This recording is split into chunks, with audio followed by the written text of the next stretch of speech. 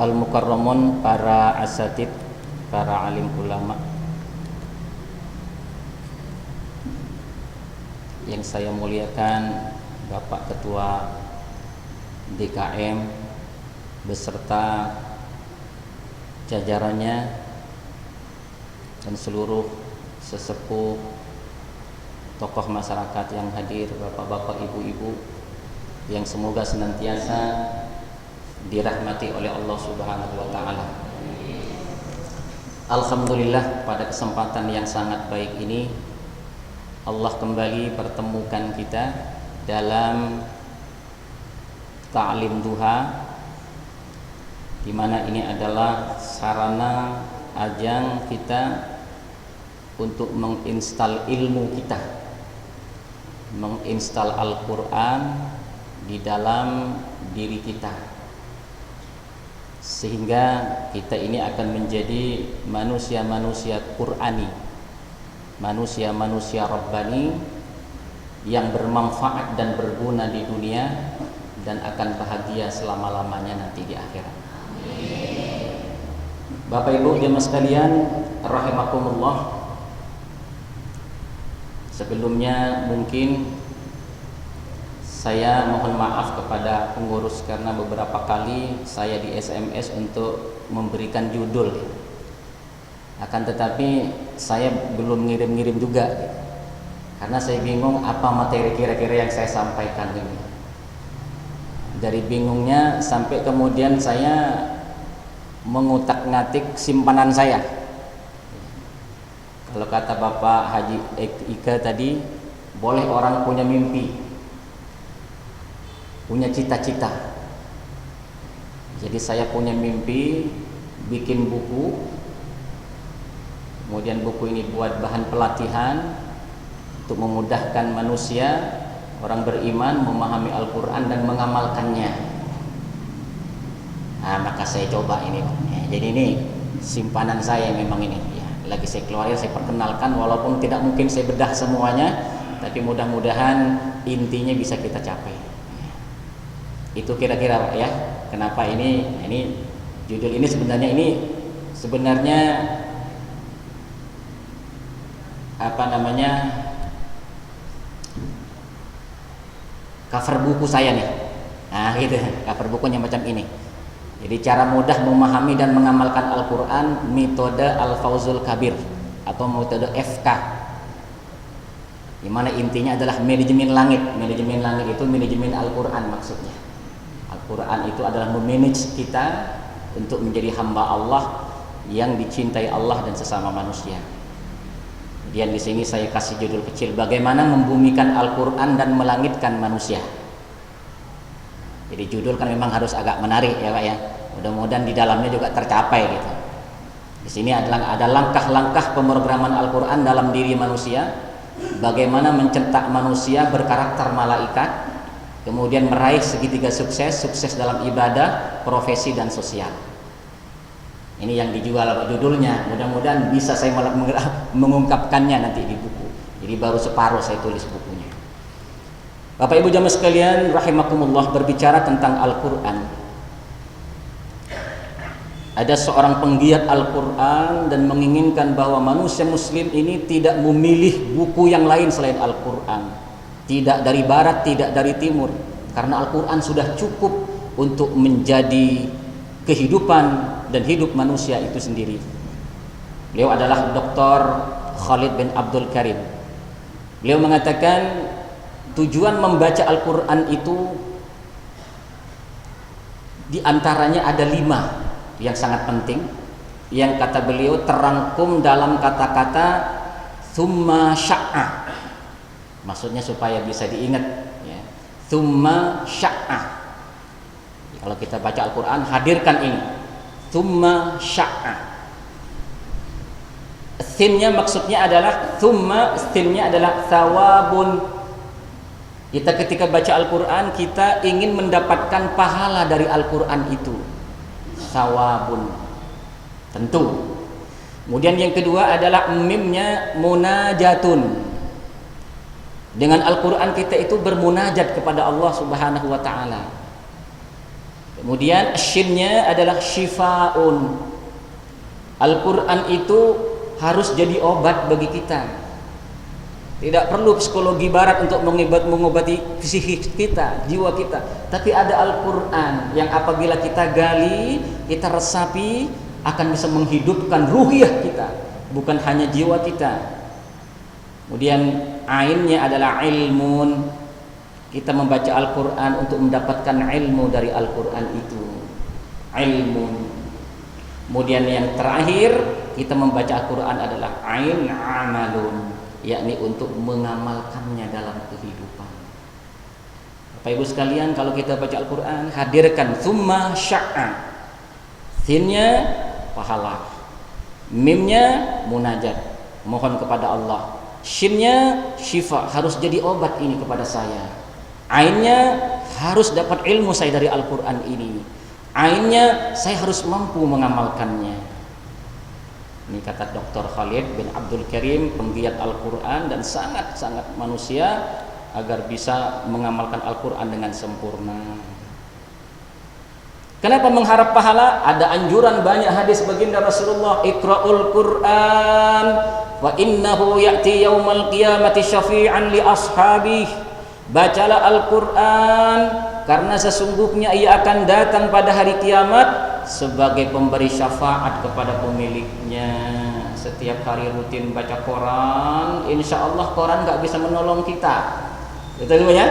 Tapi kalau Al-Quran kita baca, niat ingin mendapatkan pahala, pertolongan Allah nanti di akhirat, maka ya'ti yaumal qiyamati syafi'an li ashabih, kata Rasul, bahwa Al-Quran itu akan datang pada hari kiamat, akan memberikan pertolongan kepada pembacanya.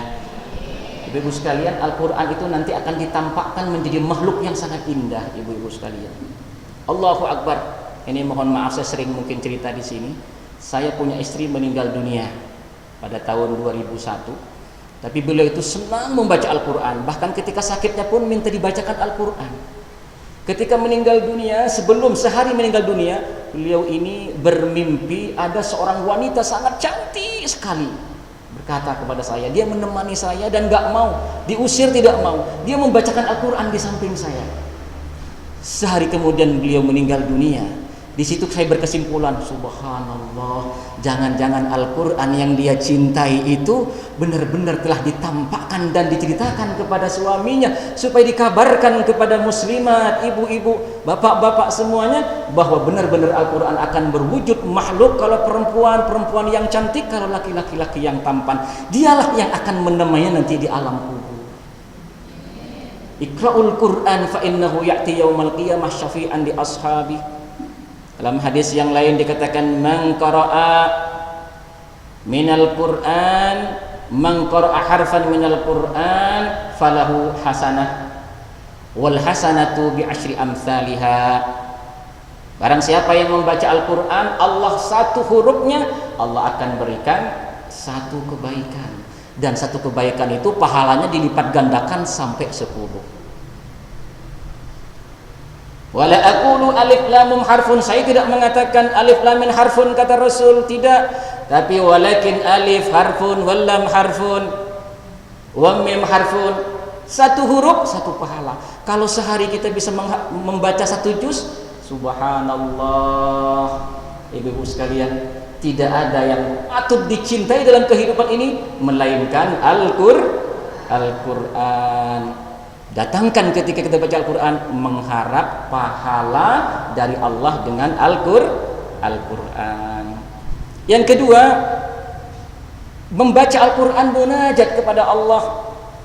Adalah Rasulullah dalam hadis riwayat Muslim, apabila beliau melewati ayat yang mengandung tasbih, maka beliau bertasbih. Kita mengatakan yusabbihu lillahi ma fis samawati wa ma fil ardi wa huwal azizul hakim. Langit dan bumi bertasbih kepada Allah, dia maha hebat, maha perkasa dan maha bijaksana. Maka Rasulullah setelah itu berhenti dulu membaca Al-Quran, bertasbih, subhanallah wa bihamdi, subhanallah wa bihamdi, subhanallah wa bihamdi. Kita kalau baca Quran seperti itu enggak? Alhamdulillah, Sabbihu lillahi ma fis samawati wa ma fil ardi wa huwal azizul hakim. Suami, shadaqallahul azim, gitu ya. Enggak boleh diterusin kalau suami mau. Harus shadaqallahul azim. Setelah itu terusin lagi besoknya. Ya. Ibu sekalian, dikatakan apabila beliau melewati ayat yang mengandung permohonan, maka beliau memohon.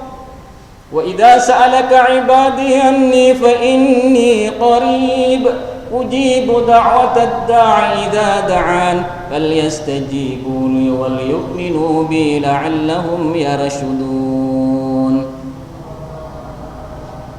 Apabila hambaku bertanya tentang aku, katakan aku qarib, aku dekat. Ujibu da'watad da'i, dia akan mengabulkan permintaan orang yang mau meminta. Falyastajibuli, oleh karenanya sebelum meminta perbanyak dulu baca Al-Quran, perbanyak dulu melaksanakan perintah Allah. Wal yu'minu bi, perbaiki keimanannya, maka permintaannya akan dikabulkan oleh Allah sehingga mendapatkan petunjuk. La'allahum yarshudun. Ketika membaca ayat ini maka kemudian ingat kepada bahwa Allah dekat, berdoalah. Nabi berdoa, ya Allah, ya Allah, ya Allah. Itu artinya Al-Quran benar-benar diinstal dalam kehidupan kita. Ini cara Nabi.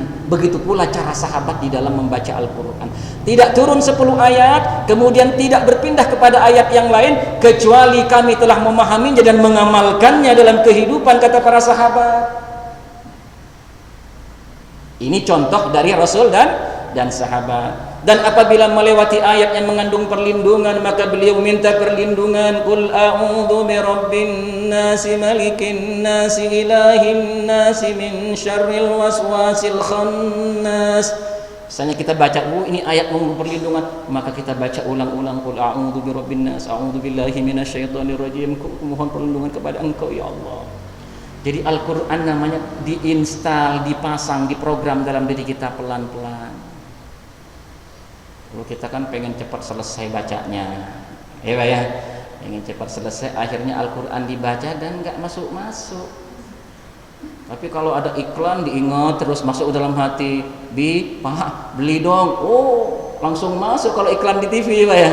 Tapi kalau iklan dalam Al-Quran, iklan tentang bagaimana akhirat, tentang surga tajri min tahtihal anhar, bahwa surga itu mengalir di bawahnya sungai-sungai, nggak ada tergetar tuh.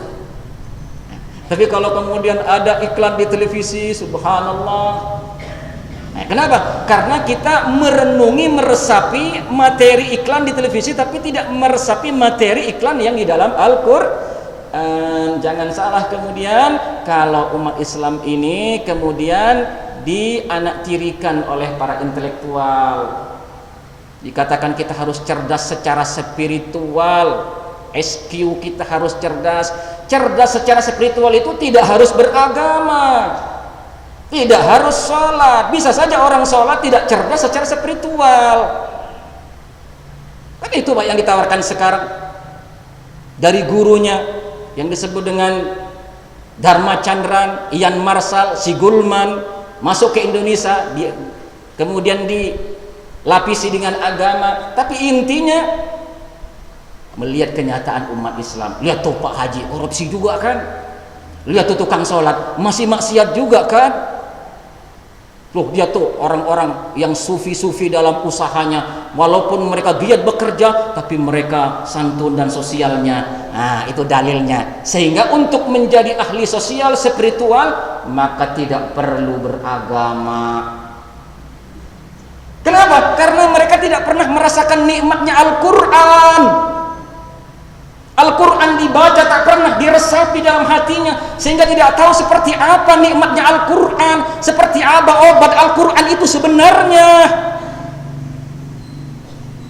Ini yang kita sedih, ibu-ibu sekalian. Coba kalau Al-Quran direnungkan, diinstal benar-benar dalam diri kita, diamalkan dalam kehidupan, hiduplah hati dia. Setelah hidup hati dia, dia akan takut kepada Allah. Dia akan merasakan apa yang dirasakan oleh para nabi, dirasakan oleh nabi, dirasakan oleh sahabat baginda Rasulullah sallallahu alaihi wasallam. Al-Quran segala-galanya. Jangan hanya karena dirinya tidak pernah merasakan Al-Quran, kemudian memberitahukan kepada orang yang terpenting adalah cerdas secara spiritual walaupun tidak beragama. Nah ini kerisauan saya, diantaranya saya ingin memperkenalkan Al-Quran dan bagaimana cara memasukkan Al-Quran itu agar dia merasakan Al-Quran itu dengan sebenarnya. Bapak Ibu jemaah sekalian rahimakumullah, yang berikutnya tujuan berobat dengan Al-Quran. A'udzubillahi minasyaitonirrajim. Dalam surat Al-Yunus 57 Allah berfirman, ya ayyuhan nasu qad ja'atkum mau'izatum mir rabbikum wa shifaa'un lima fis sudur wa hudaw wa rahmatun lil mu'minin. Hai manusia, sesungguhnya telah datang kepadamu pelajaran dari Tuhanmu dan penyembuh bagi penyakit-penyakit yang berada dalam dada, petunjuk serta rahmat bagi orang-orang yang beriman. Allah yang berkata, yang berfirman bahwa Al-Quran ini penyembuh dari apa yang ada di dalam dada kita, penyembuh bagi ruhiyah kita, penyembuh bagi hati kita. Kalau Al-Quran sudah tidak sanggup menyembuhkan kita karena kita sendiri kotor, karena kita sendiri tidak mau menerima Al-Quran, pantas saja kemudian kita mencari selain Al-Quran, pindah ke lain hati. Yang dipegang Al-Quran, yang dibaca Al-Quran, amalan sehari-harinya bukan Al-Quran. KTP-nya Islam, yang dibaca Al-Quran, tapi hari-harinya bukan Islam. Kenapa? Karena dia tidak pernah bisa untuk menjadikan Al-Quran sebagai obat. Al-Quran yang mengatakan wa shifaa'un lima fis sudur. Saya tertarik dengan percontohan analogi Syekh Waliyullah Ad-Dahlawi, pengarang kitab Al-Fawzul Kabir ini, Pak. Al-Fawzul Kabir ini, Pak, satu buku yang saya beli di Malaysia pada saat itu. Kemudian saya tertarik dengan materinya, maka kemudian saya masuk bertahun-tahun, tahun 2004 saya beli itu. Saya masuk bertahun-tahun, saya ajarkan, mungkin sebagian bapak-bapak sudah mendengarkannya. Nah, kemudian saya coba angkat dalam bentuk ilmiah. Saya ingin tawarkan kepada umat bagaimana kitab Al-Fawzul Kabir ini bisa membantu kita untuk memahami Al-Quran. Inilah kemudian kenapa ini disebut dengan metode Al-Fawzul Kabir atau metode FK, karena saya bukan orang yang menggalinya, karena saya bukan ulama ahli tafsir. Dan dikatakan man qara'a fil Quran, man tafassara bil Quran, barang siapa yang menafsir Al-Quran bi ra'yihi falyatabawwa maq'adahu minan nar, maka silahkan saja cari tempatnya dalam api neraka. Jadi bicara Al-Quran tidak berani untuk menafsiri sendiri, harus tahu kepada ulama ahli tafsir. Itu maksudnya. Jangan kemudian sembarangan saja Al-Quran dimaknai, walaupun dia benar, cari tempatnya dalam neraka kalau kita bukan ahlinya di dalam Al-Quran. Kata beliau, dikatakan syariat Allah yang ada dalam inti Al-Quran ini itu sama seperti ada seorang majikan punya seorang pembantu yang sakit. Di Al-Quran banyak perumpamaan supaya mudah didengar, mudah dipahami. Seorang majikan punya pembantu yang sedang sakit. Kemudian majikan ini menyuruh orang kepercayaannya untuk membawa obat, dibawa kepada pembantunya ini. Katakan, wahai orang kepercayaanku, kalau pembantu saya yang sakit itu mau meminum obat ini, ada 3 keuntungan yang dia dapatkan. Yang pertama, dia akan sembuh dari penyakitnya. Yang kedua, gajinya akan saya tambah. Yang ketiga, saya senang kepada dia, saya ridho kepada dia. Majikan diibaratkan Allah, kepercayaannya ibarat Nabi Muhammad sallallahu alaihi wasallam. Kita umatnya ini adalah orang-orang yang sakit. Kenapa? Kullu mauludin yuladu 'alal fitrah. Setiap anak yang terlahir itu terlahir dalam keadaan Islam. Dalam banyak tafsir dikatakan al-fitrah ay al-Islam, yakni dalam keadaan Islam. Islam itu intinya ya tauhid, ya suci, ya tunduk, ya merdeka dari nafsu, ya penuh kasih sayang dengan sesama. Itu fitrah manusia. Coba ketika fitrah ruhani ini bertemu dengan fitrah jasmani, terjadilah kemudian tarik-menarik di antara fitrah jasmani dan fitrah ruhani. Maka dikatakan menjadi fitrah nafsani. Manusia punya 3 fitrah. Fitrah ruhani ini yang asli diri kita nih, yang oleh Allah dikatakan alastu birabbikum, bukankah aku ini Tuhan kalian? Qalu bala syahidna, benar ya Allah engkau Tuhanku. Diinstal tauhid dalam dirinya, diinstal agama Islam dalam dirinya, di mana ada tauhid, keimanan, kesucian, ketundukan, kemerdekaan, dan kasih sayang dengan sesama. Akan tetapi karena kita lebih kuat fisiknya, jasadnya, maka kita dalam keadaan sakit. Kita sakit apa sehat ini, Bu? Fisik sih sehat, ya Bu ya. Nah, kalau ruhiyah belum tentu kita tahu, ya Bu ya. Ngerti nggak tanda-tanda orang sakit, Bu? Orang sakit itu punya keinginan tapi nggak punya kemampuan. Betul tidak? Pengen makan sate, setelah dibeliin, muntah. Kenapa? Keinginannya doang ada, tapi dia tidak kuat untuk menelannya. Aromanya saja sudah tidak. Nah itu tandanya orang sakit. Pengen dari pagi seperti biasa, begitu keluar dari rumah jatuh. Kenapa? Keinginan ada, kemampuan tidak ada. Itu tandanya orang sakit. Dengar ceramah duha, fadilah membaca Al-Quran, 1 juz sehari pahalanya sekian, karena 1 huruf sekian. Oh kalau 1 juz berapa? Pengen baca 1 juz ya. Begitu dibaca dapat 5 ayat, berat banget, kedengeran sinetron kesayangannya Ji Muhyiddin. Ditinggal Al-Quran, lebih kuat ke Ji Muhyiddinnya, lebih kuat ke berkahnya katanya, ya, daripada meneruskan Al-Quran. Ini artinya kita lagi sehat, ruh kita apa lagi sakit, Bu? Itu artinya kita lagi sakit. Keinginannya ingin menyelesaikan baca Al-Quran 1 juz atau 1 lembar, tapi ternyata tidak mampu. Oh itu artinya kita lagi sakit. Oh ada fadilah keutamaan salat tahajud di materi pengajian duha. Fadilahnya disampaikan menyehatkan badan, pahalanya subhanallah di kuburan akan terang, di hari kiamat akan mendapatkan perlakuan yang hebat dari Allah.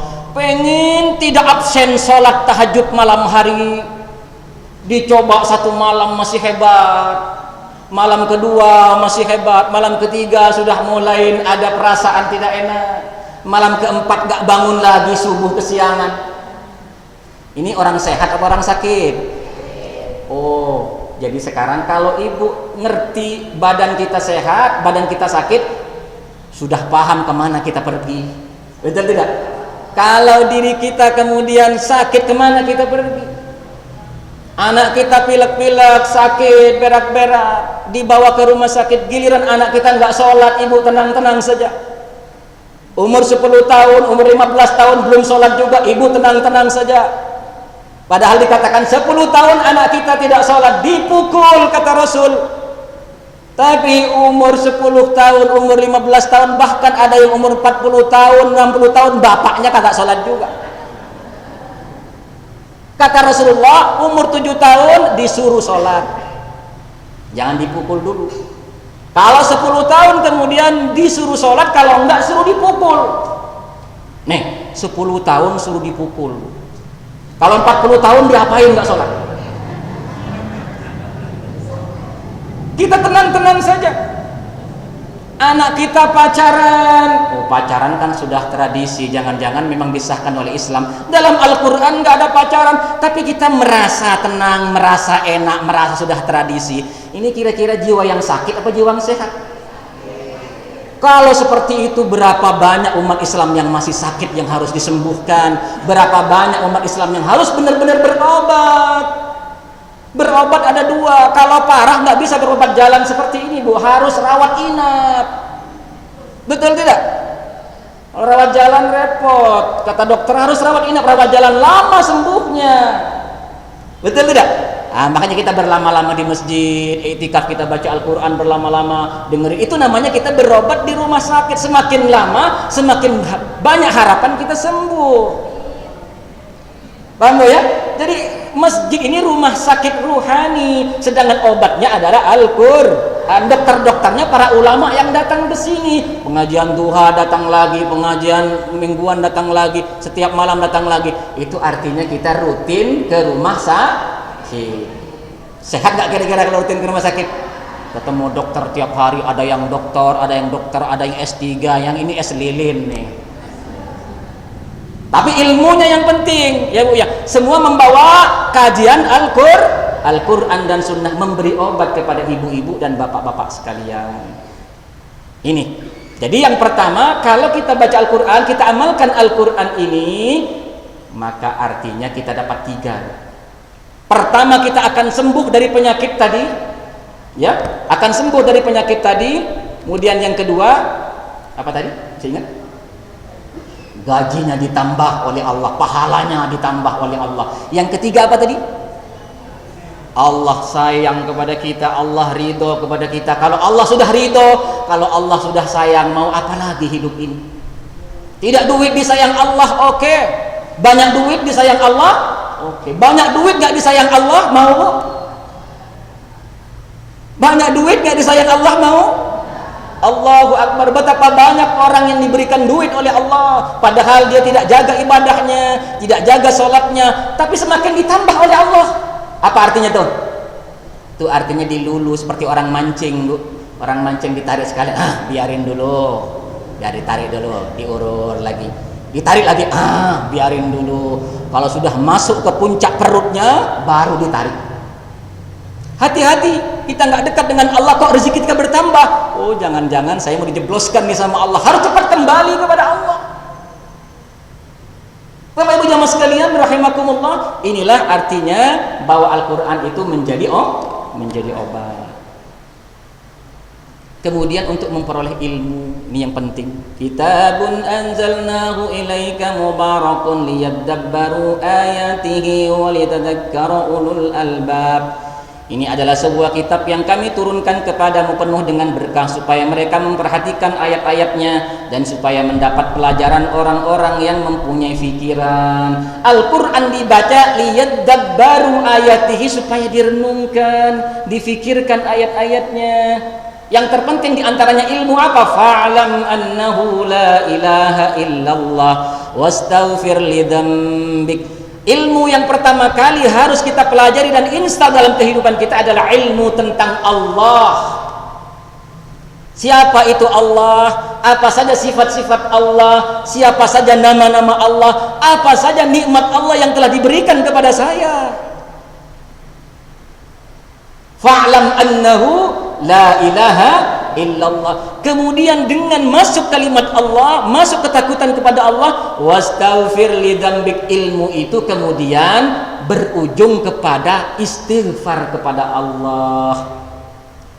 Jadi ilmu yang berhasil masuk ke dalam kita adalah ilmu yang membuat kita takut kepada Allah, yang pada akhirnya kita banyak istighfar kepada Allah, tidak sombong kita ini banyak dosa. Kalau orang sudah merasakan seperti ini, selalu ingin beristighfar, berarti ilmunya sudah masuk. Innama yakhshallaha min ibadihil ulama, innallaha azizun hakim. Sesungguhnya yang takut kepada Allah di antara hamba-hambanya hanyalah ulama. Sesungguhnya Allah Maha Perkasa lagi Maha Pengampun. Siapa ulama itu? Siapa ulama? Orang yang takut kepada Allah itu ulama. Kata sahabat, orang yang takut kepada Allah walaupun tidak punya ilmu itu ulama namanya. Orang yang banyak ilmunya tapi tidak takut kepada ulama itu namanya juhala, namanya bodoh namanya. Jadi yang takut kepada Allah itulah ulama. Kenapa? Tentu saja terinstall, mungkin dia pernah ngaji, mungkin dia pernah baca, yang membuat dia takut kepada Allah, yang membuat dia ingin selalu menangis beristighfar kepada Allah. Itu artinya bahwa dia telah terinstall Al-Quran, ilmu Al-Quran dalam dirinya. Kemudian yang terakhir, yang terpenting untuk diamalkan. Dikatakan oleh Rasulullah, wa innaka, di dalam Al-Quran, wa innaka la'ala khuluqin azim, dan sesungguhnya kamu benar-benar berbudi pekerti yang agung. Nih puncaknya, Nabi Muhammad oleh Allah telah diinstal Al-Quran penuh dalam dirinya, muncul dalam kepribadiannya sebuah akhlak yang agung. Yang mengatakan agung bukan kita, Pak. Allah yang maha agung mengatakan, wa innaka la'ala khuluqin azim. Wahai Muhammad, engkau ini memiliki akhlak yang agung. Kalau kita yang mengatakan agung, kayak apa agungnya, Bu? Engkau ini orang hebat. Yang berkata begitu kita. Tapi kalau Allah yang berkata engkau ini hebat, itu benar-benar hebat. Kenapa demikian? Aisyah radhiyallahu an pernah ditanya tentang ayat ini, bagaimana akhlak Al-Qur'an, bagaimana akhlak Rasulullah? Dia menjawab akhlak beliau adalah Al-Qur'an. Beliau marah dengan sebab Al-Qur'an dan beliau ridho dengan sebab Al-Qur'an. Hadis riwayat Muslim. Ditanya kepada istrinya, mengagumkan sekali suami saya, akhlaknya Al-Qur'an. Seorang laki-laki datang kepada Abu Darda radhiyallahu an, dia berkata, anakku ini telah menghafal Al-Qur'an. Maka Abu Darda berkata, ya Allah, ampunilah ia. Sesungguhnya orang yang menghafal Al-Quran itu adalah orang yang mendengarnya dan melaksanakannya. Ini artinya ketika Abu Darda tahu bahwa ini hafal Al-Quran, Abu Darda melihat akhlaknya kok begitu. Maka Abu Darda mengatakan, ya Allah, ampunilah dia. Sesungguhnya orang yang menghafal Al-Quran adalah orang yang mendengar Al-Quran dan melaksanakan dalam kehidupannya. Kalau hafal saja kemudian masih bermaksiat, masih banyak meninggalkan Al-Quran, itu namanya bukan penghafal Al-Quran, kata Abu Darda. Artinya apa? Pengamalan Al-Quran itu adalah inti daripada kita membaca Al-Quran. Jam berapa selesainya, Pak?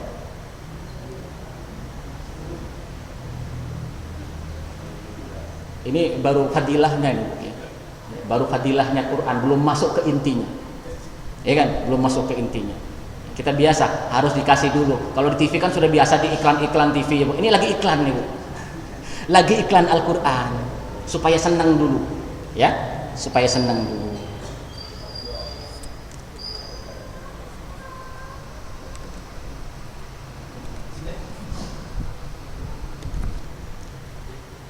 Nah, kelihatan, Bu.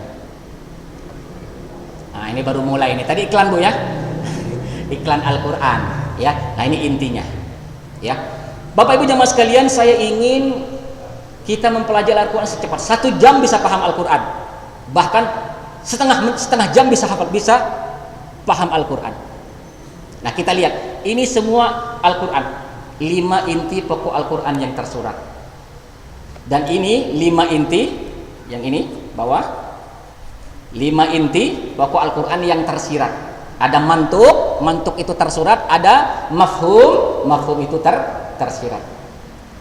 Untuk itu saya tidak ingin meninggalkan perumpamaan, karena perumpamaan itu mudah diingat. Ini apa ini, Bu? Sering ketemu di mana? Ibu-ibu lekat nih dengan kelapa. Ya, saya ingin menggambarkan Al-Quran ini seperti kelapa. Allah sering memberikan perumpamaan sedekah dengan menanam padi, ya kan? Nah, maka saya ingin ta'aluk kepada Al-Quran. Ibu-ibu tahu kelapa? Oh, insya Allah cepat paham kalau kelapa sudah paham.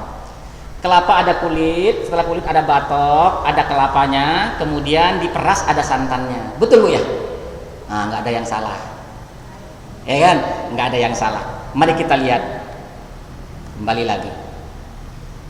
Al-Quran yang kita baca, A'udzu billahi minasy syaithanir rajim. Bismillahirrahmanirrahim. Ini apanya nih? Baru nyampe ke kulitnya, Bu. Ya kan? Baru nyampe ke kulitnya. Pelajari tajwidnya ini mempelajari kulitnya. Kulitnya saja dapat pahala. Seperti kelapa, kulitnya saja bisa dipakai bermanfaat buat manusia. Ya. Kulitnya saja syafi'an li ashabihi, nanti seandainya dibaca. Kulitnya. Kemudian setelah dikuliti masuk kepada batok. Nah, jadi nggak usah diajarin kan, Pak, ya? Sudah masuk ke batoknya. Nah, batok ini makna Al-Quran. Makna Al-Quran ini, Bapak Ibu sekalian, tidak harus kita kemudian memahaminya sendiri karena kita sibuk. Didatangkan ulama, ustadz setiap minggu, itu yang diberikan itu sudah menjelaskan tentang batok-batok Al-Quran. Ya? Nah, setelah kita baca, yang kita bahas sejak datang ke sini para ulama itu sudah menjelaskan batoknya. Ya. Nah, setelah batok dikuliti, maka kemudian, ini namanya batoknya yang sebelah sini. Nah, kemudian setelah ini namanya kelapanya. Batoknya dikuliti, maka kemudian muncul kelapa. Nah, kelapa ini tidak bisa hanya kemudian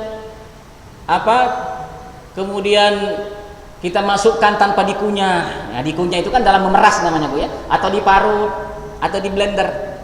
Jadi harus diperas dulu, harus diparut dulu. baru kemudian dapat santannya. Nah, santannya Al-Quran inilah yang menjadi obat tadi, Ibu sekalian. Santan Al-Quran inilah yang menyehatkan badan kita. Kalau kita baca Al-Quran belum pernah sampai ke santannya, oh pantas saja kalau kita kemudian sholat tapi masih maksiat terus. Berarti ketika marutnya, sholat itu dalam rangka memarut. Kalau sholat biasa-biasa saja itu namanya marutnya nggak jelas. Ya, nah, baik. Di sini yang pertama, inti pokok Al-Quran yang tersurat.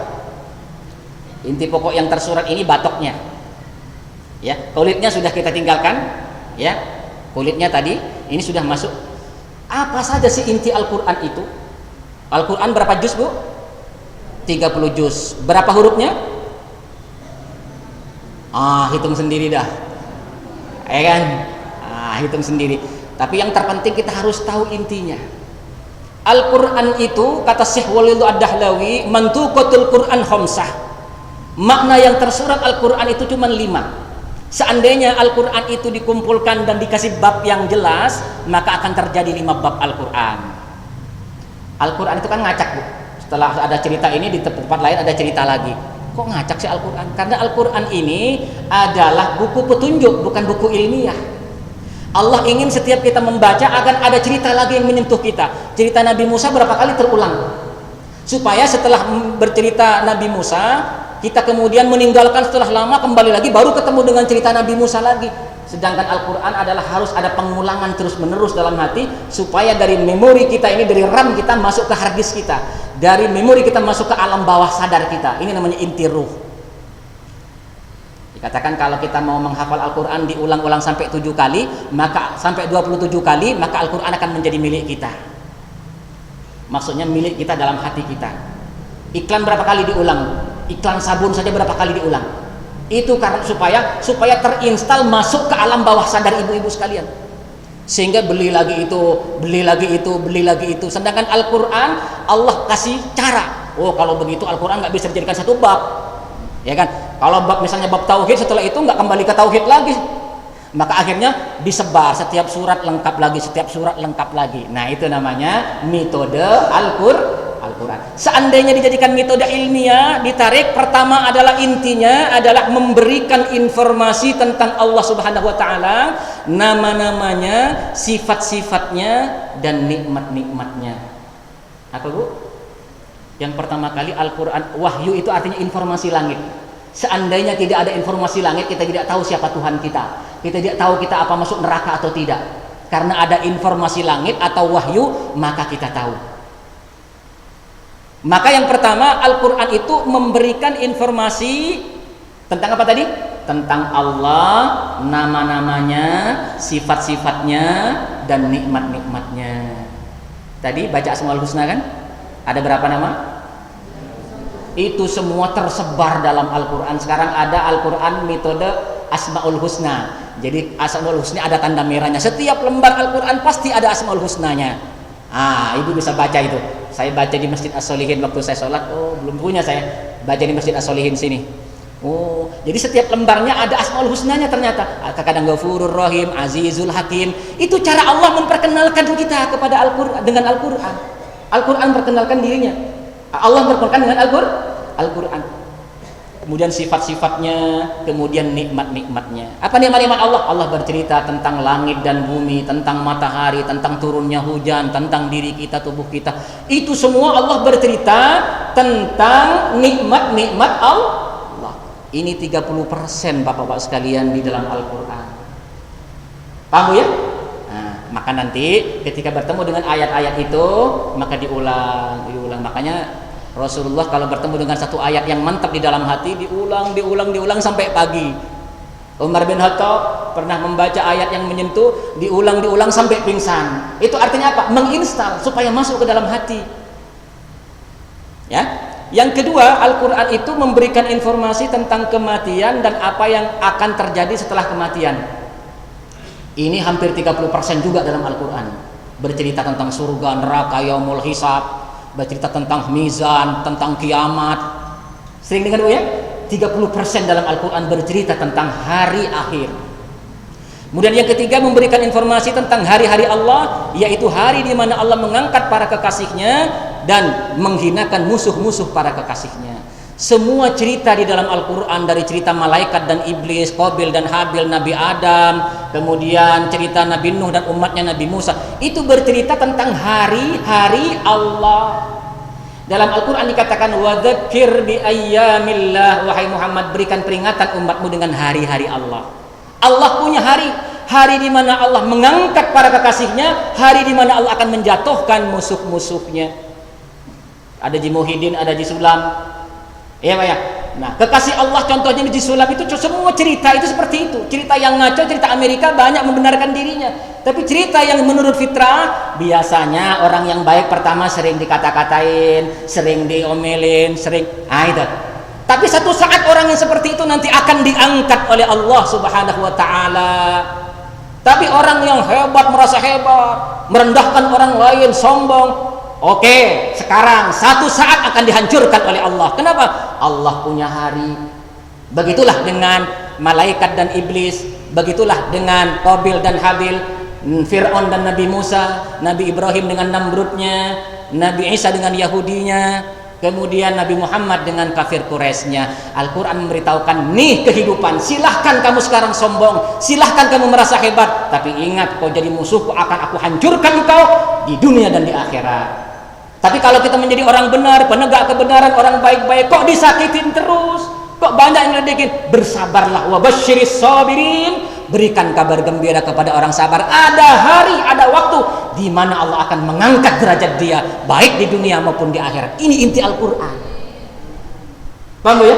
Nah, jadi ketika kita baca Al-Quran sekarang ketemu ceritanya Nabi Nuh, ketemu ceritanya Nabi Musa, coba renungkan, oh begitu ya.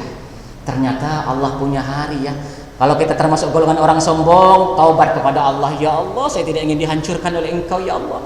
Ketika kita termasuk golongan orang yang baik, ya Allah tingkatkan kebaikan saya, muliakan saya di hadapan-Mu ya Allah. Begitu cara berdialog dengan Al-Quran. 30% intinya seperti ini. 20%. 30% tadi tentang Allah, 30% tentang akhirat, 20% tentang kisah-kisah atau tentang hari-hari Allah. Kemudian yang keempat memberikan informasi tentang bantahan Allah kepada 4 golongan manusia yang tidak mau beriman kepada Al-Quran, yaitu golongan musyrikin, munafikin, Yahudi dan Nasrani. Di dalam Al-Quran banyak bantahan Allah. Qul huwallahu ahad, katakan Muhammad, dialah Allah yang ahad.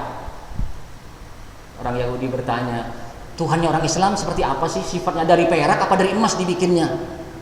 Nah, itu kan dibantah oleh Allah. Qul, katakan Muhammad, huwallahu ahad, Allah itu ahad, Allahus samad, dia tempat bergantung, lam yalid wa lam yulad, tidak beranak, tidak, wa lam yakun lahu kufuwan ahad. Ini artinya bantahan kepada orang Nasrani. Qul ya ahlal kitab ta'alu ila kalimatin sawa'in bainana wa bainakum alla na'budu illallah wa la nusyrika bihi syai'an wala yattahidu ba'duna ba'dan arbaban min dunillah.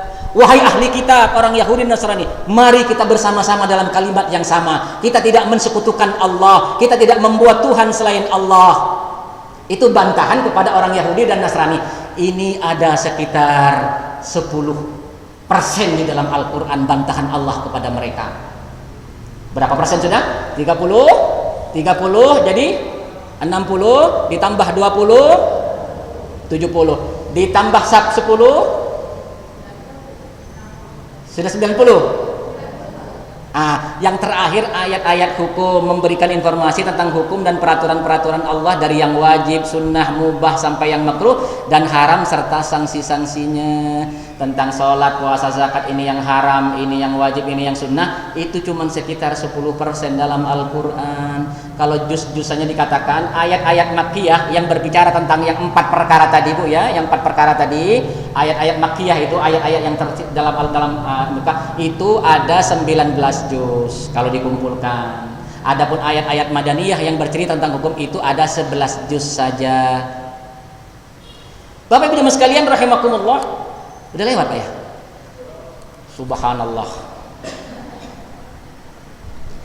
Ini baru sampai di mana kita ya? Yang terakhir ini saya bercerita tadi baru batoknya. Kemudian yang terakhir ini beriman, rukun iman, rukun Islam, dan rukun ihsan. Sudah tahu rukun iman, Bu? Nah, rukun Islam sudah tahu, Pak? Nah, itu semua seperti kelapanya. Ya, seperti kelapa. Kalau kita dapat kelapa, anak kecil sudah tahu hafal rukun Islam kan? Itu sudah dapat kelapa, cuma nggak diparut-parut. Gitu lah. Ibu-ibu sudah dapat kelapa, kadang diparutnya sembarangan aja, jadi akhirnya nggak keparut. Sholat biasa-biasa saja, akhirnya nggak jadi santan. Nah inilah yang diperkenalkan kelapanya nih, cara sholat begini sudah dikasih tahu kelapanya. Cuma tinggal kita untuk menjadikan santannya, menjadikan yang khusyuk, dijadikan yang benar-benar supaya terinstal. Itu namanya memarut dan memerasnya. Inilah yang terjadi kepada umat Islam. Mereka katanya sholat tapi bermaksiat terus. Kenapa? Belum tahu rasanya sholat. Padahal kalau tahu rasanya, inna sholata tanha anil fahsya'i wal munkar. Obatnya itu adalah intinya. Paham Bu ya? Nah, maka intinya adalah tauhid dan keimanan, kesucian dan kebersihan, ketundukan dan kepasrahan, itu inti dari sholat. Rukun iman sampai syahadat yang pertama jadi 7.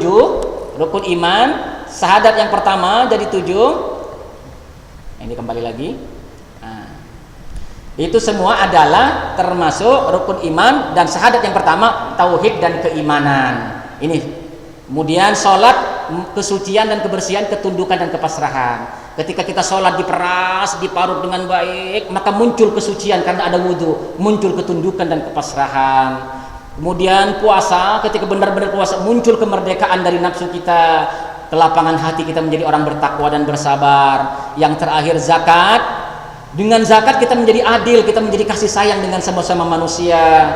Maka kemudian dengan haji, setelah itu terinstal, ketika kita berangkat haji ke sana, itu artinya kita benar-benar di sana memberikan sinyal, ya, menemukan sinyal kita dengan langit. Karena sinyal yang sebenarnya nanti di sana. Ini saya belum sampai ke frekuensi nih, Pak. Belum sampai ke frekuensi, nanti akan bergetar antara langit dan bumi di antara kita. Nah, oleh karenanya, mungkin karena ini adalah kajian yang sebenarnya perlu 2 jam ya Bu ya. Cuman mudah-mudahan dengan sedikit ini ada manfaatnya. Ingat kelapa Bu ya. Kelapa yang manfaat apanya? Santannya. Tapi semuanya ada manfaatnya. Tapi yang inti adalah santan. Kenapa umat Islam kok tidak ada perubahan? Oh, mungkin baru sampai ke kelapanya, tapi belum sampai ke santannya. Belum tahu rasa manisnya. Kalau sudah tahu rasa manisnya, maka insya Allah dia akan bangkit, akan hidup ruhiyahnya, akan hidup jasmaninya. Mudah-mudahan ini yang bisa saya sampaikan. Insya Allah ada pertemuan kembali untuk meneruskannya. Mudah-mudahan ada manfaatnya. Silahkan mungkin ada pertanyaan.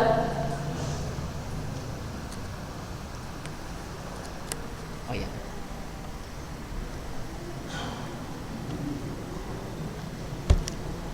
Salam.